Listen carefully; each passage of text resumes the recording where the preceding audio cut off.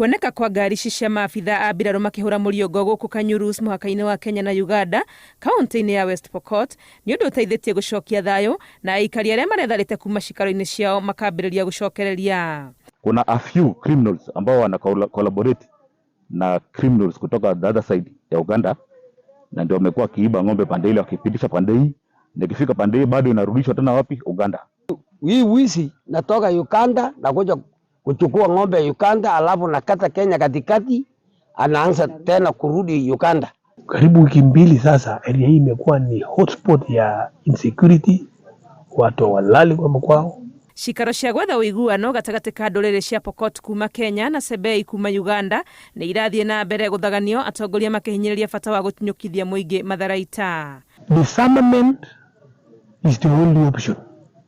Mtu mwenye una bunduki aidha ya kweli ama ya haramu, na wewe sio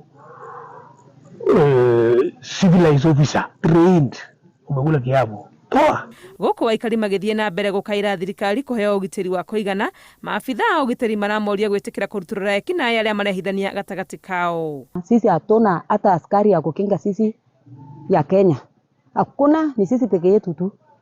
Tunatangatanga usiku na watoto na mang'ombe, tumeumia kuumia. Security ifike both sides, Kenya na Uganda, ili watu wachunge na mali yawe pamoja na familia yawe, kwa sababu hiyo kitu imeleta changamoto katika sehemu hii ya mpaka ya Uganda na Kenya. Tharĩkĩra ya ũici wa mahiũ ĩrĩa yacũngĩrĩirie kũragwo kwa mũrũgamĩrĩri wa wodi bũrũri-inĩ wa Uganda ciumia igĩrĩ thiru nĩyo yakirie mwaki wa bara gatagatĩ ka ndũrĩrĩ cia Pokot na Sebei na gũthararia nginyagia gĩthomo, kuona andũ nĩ maretharĩte kuma mĩciĩ-inĩ yao. Ngĩribotera Inooro TV, rĩtwa rĩakwa nĩ Wangui wa Mwangi.